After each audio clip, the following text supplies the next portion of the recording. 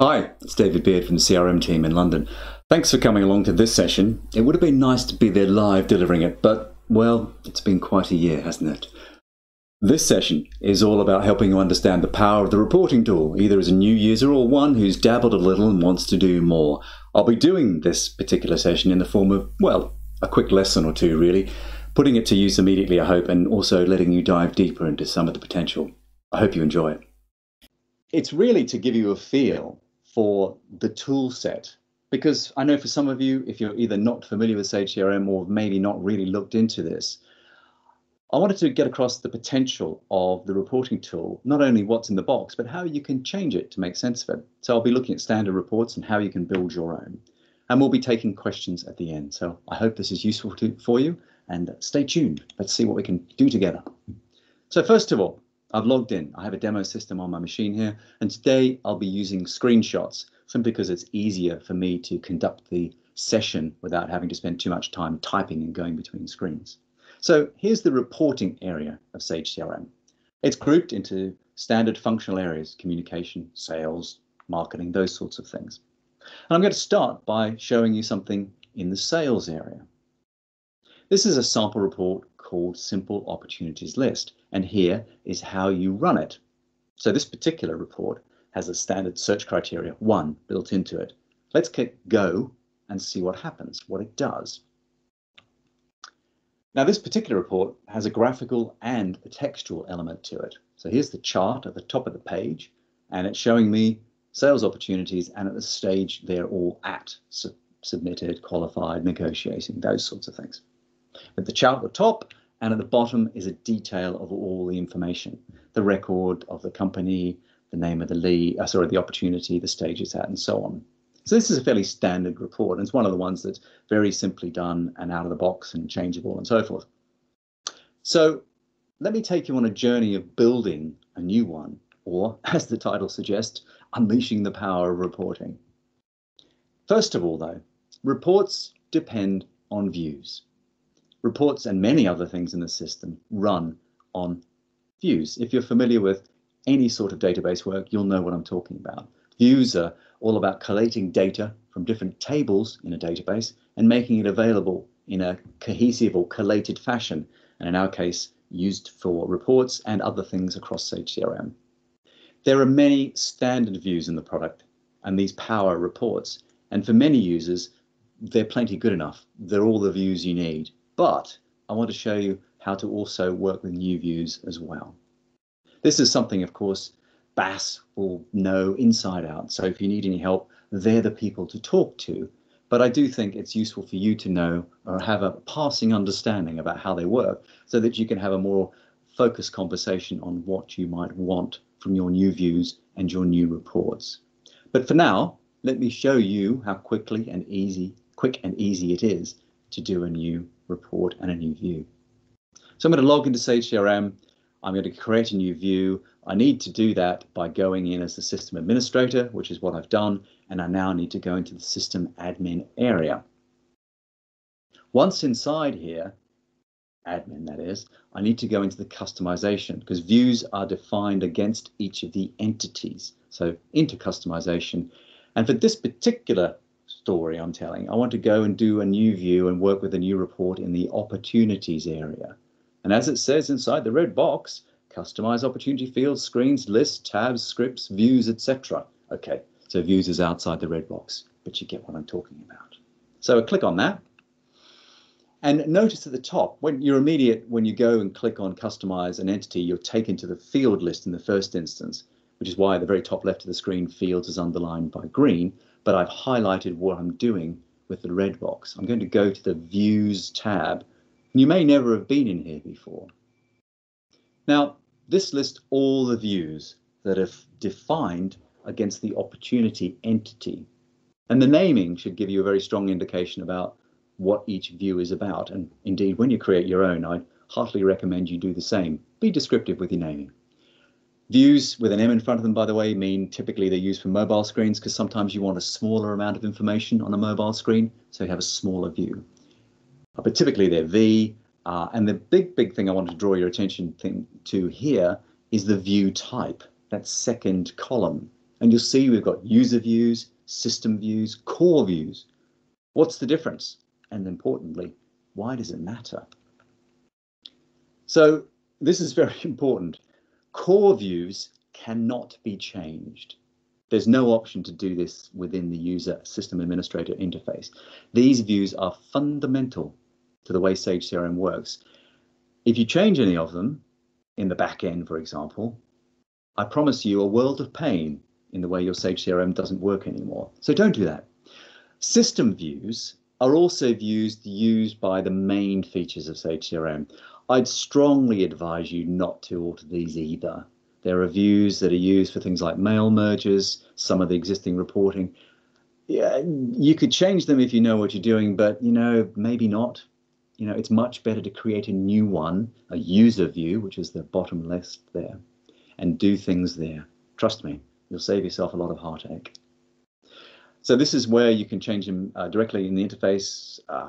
Sometimes people write components and they use new views. They're always user views, right? And most of them start with V, as I pointed to earlier, but the ones I'm showing here also are M, and these are the mobile ones I touched on earlier.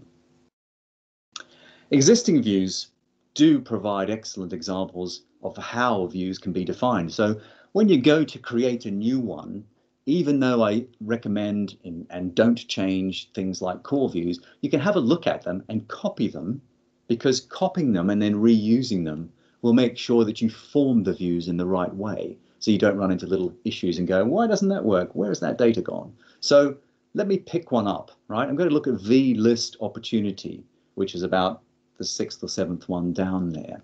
And if I look at the detail of that by clicking on it, you'll see this is what's inside. So if I look at the detail of the fields, it's got a name, the custom list opportunity. Importantly, some of the other highlights there include things like, what do you want the English looking version to say? Rather than vlist custom blah, blah, blah, blah, it's called custom list opportunities. That's important. And also, if you're going to use a view in a report, you have to tick the box saying it's a report view. Simple, but often overlooked. Now, I've actually cheated here a bit. I've copied one earlier and dropped it in here. So I am going to create a new one right away. But it's based on one I copied earlier, right? So that's my point about pick one up so that you form it correctly, and then you can tinker with what you do and don't want in there. So I'm happy with that. I'm going to take that one and go, yep, good to go on that report, and move on, save it. And then I'm going to flip back into building a report. So I've left admin. I'm going back into report creation mode. And I'm going to click new and give it a name. And then once it has a name, I need to give it the view I've just created. So remember, custom list opportunities was the name. And when I do that, I'm presented with a list of fields on the left. And those fields, the select column, have been powered or put up there because of the view I've just created.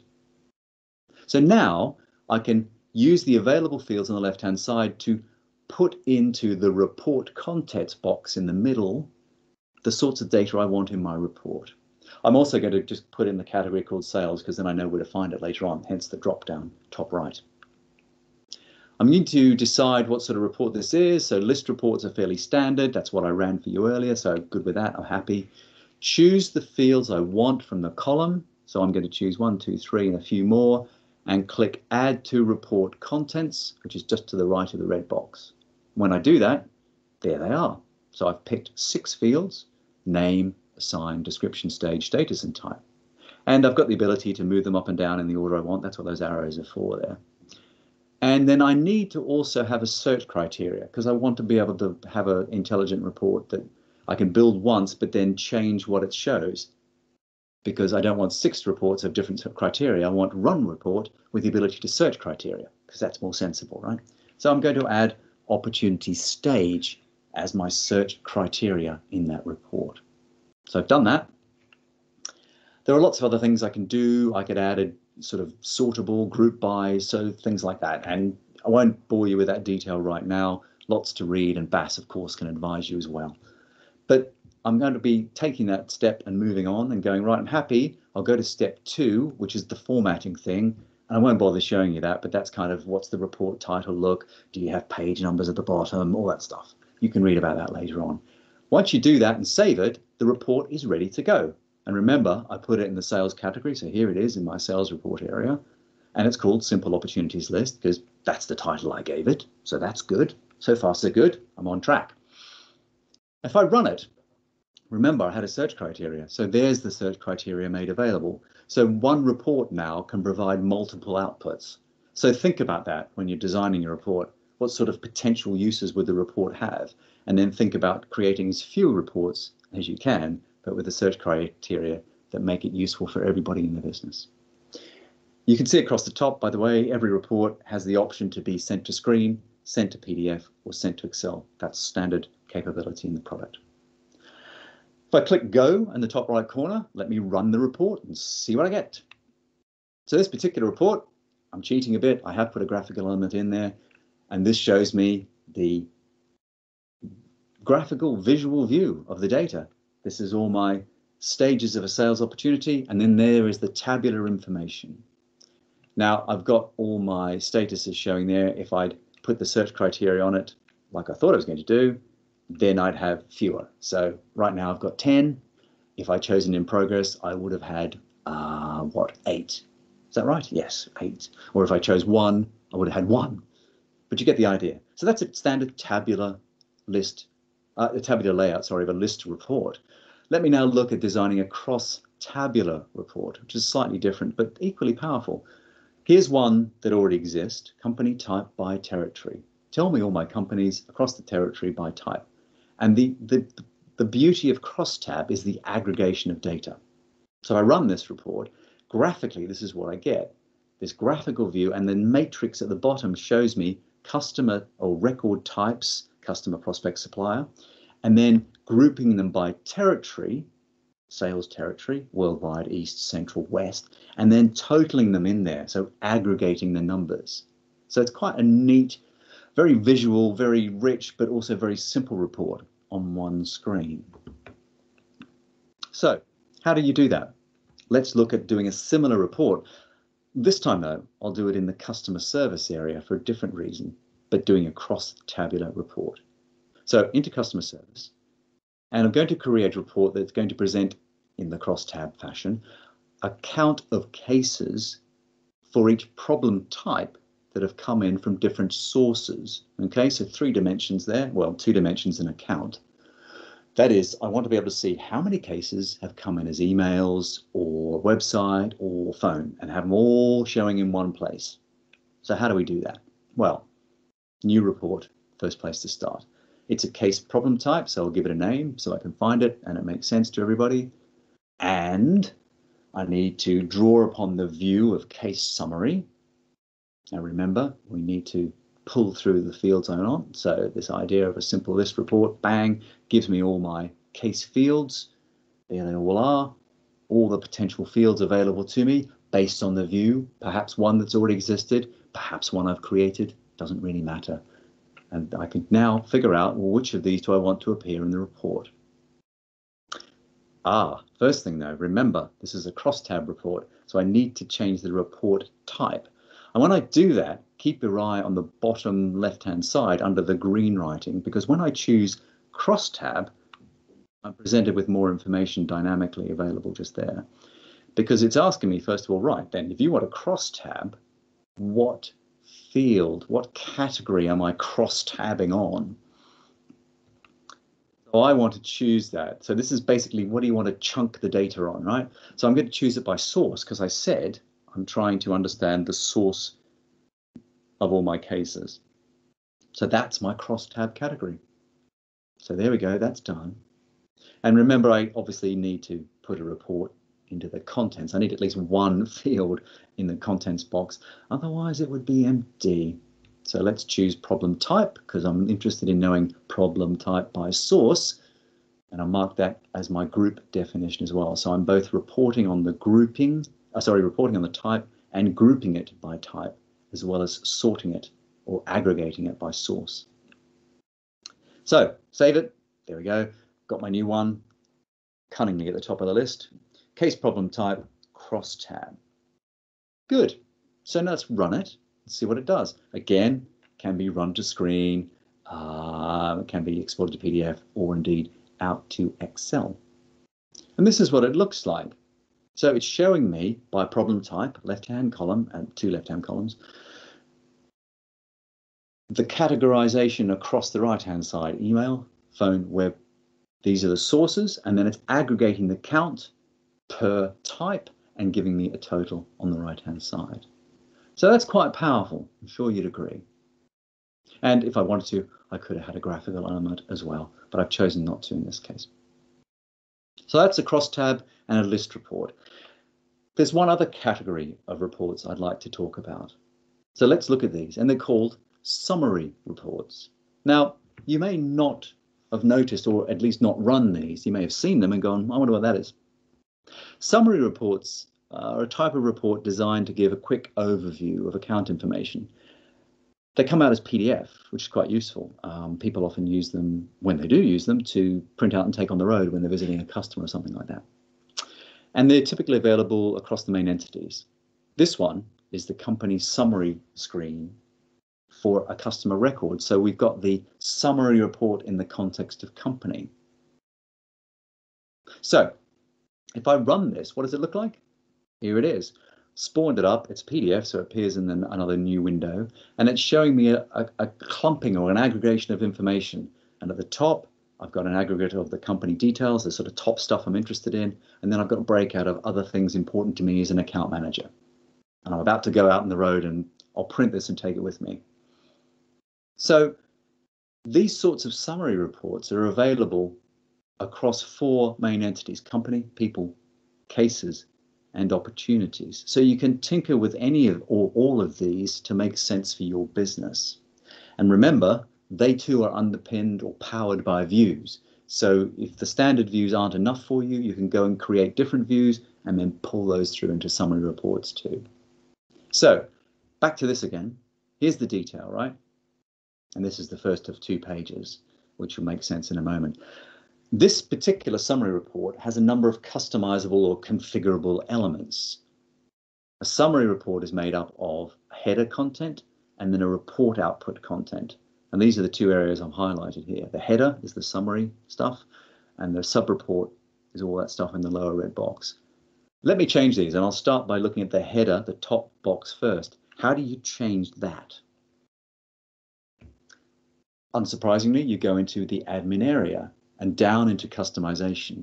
Now, this is a company summary report, so it's the company's admin area I need to be in. And there's a tab here called Summary Report. And if you're an administrator, or even if you're not, you may never have noticed this or never even looked at it before. But this is where you manage the content of summary reports. If I click the Edit Summary Content button on the right-hand side, I'm first of all taken into the header or the top content you saw earlier. And this is just like a screen design. For those of you who have configured screens in the product before, this is nothing new. It's just like a screen. On the left is all the potential information. On the left is all the information that's in the screen right now. And on the right is a list of all the potential information in the drop-down called field. There's a lot of information behind that.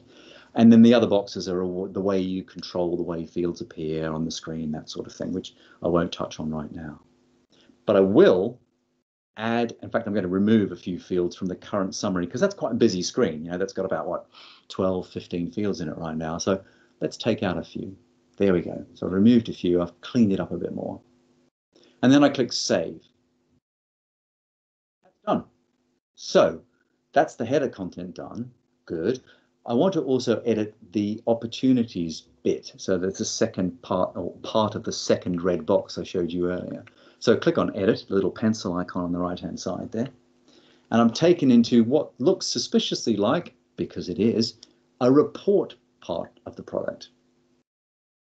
So just like the reports I built for you earlier, I've got the idea of fields on the left-hand side. They're available to put on reports, and then fields that I want on the report in the middle box there called Report Contents. I've also got the search criteria out to the right. So I'm going to play with that. I'm going to have a look at the search criteria, go, oh yeah, do I want that to be? Yes, fine, happy with that. And then I can also adapt the way the report looks. Okay, so if I scroll down, I might decide I want to add a chart here because I just want a chart on my summary report because it's a bit text heavy. So I'm going to leave the text content alone in this example and just add a chart. So give it a name, give it a label, show the legend. I'm going to choose an H-bar chart. I could have different chart styles, whatever rocks your boat. I'll choose H-bar in this case, and then I'll save it. And then if I look and roll back to where I started and run the summary report again, so back into the company, back to Eurolandia, and there's my summary report button on the right-hand side. I click on that, and this is my updated summary report. So the header box at the top has fewer elements of information. And then, trust me, I haven't changed cases of communications, there's no changes there. If I scroll down to the next page, here's my H-bar chart that I inserted. So I've made it a little more graphical for everyone to be happy with, right? So you can see, simply and easily, amending the top there makes it a bit cleaner. If you created a new view, a copy of one, and created it called My Special Summary Report View, you could have also had extra information in there. Perhaps you could have had, I don't know, the last sale date or the current debtor date. So you can pull information from other systems. You could have also put that in there. And you could have also reduced some of the columns across the top. So for example, perhaps in a summary report taken on the road, having the assigned to person, the final but one column, not very useful when you're talking to the customer. Maybe just enough about the reference and the status would be okay. You get the vibe, right? That's how you could amend those things to be more useful in a summary report. And in this case, I've graphicked it up a bit more with an H-bar chart. That's how easily and quickly you can adapt the summary report. In this case, company summary is what I worked on, but you could have done opportunity summary, person summary, or something else as well. Whatever maps to your business need and your business design. And that's something, of course, that BAASS will be delighted to help you with. So that brings me to almost the end. I hope that's been useful for you. BAASS would be delighted to talk to you about how Sage CRM could work for you. And actually reporting and talking about reporting is a really good place to start if you're new on the CRM journey, because understanding what you want to get out of the system through reports, summary or otherwise, is a really good way to then define how the rest of the system is built, what data you need, what processes are important, things like that.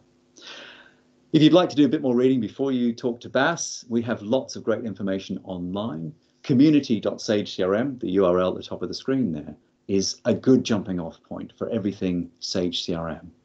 You can learn through access to the Help Center about how different reports run and how to create them. So a really extended view of what I've done using the system administration documentation or the user admin guides.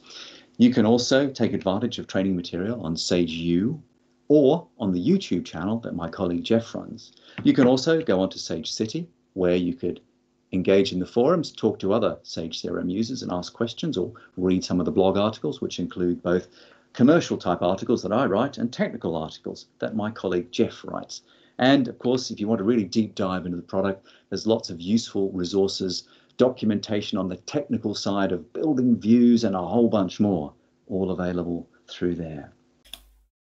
So I'm hoping that's given you food for thought about the power of the reporting engine, either as a new user or someone who's looking to take it further. Take it back to your business, and I hope it works for you. Thanks for listening.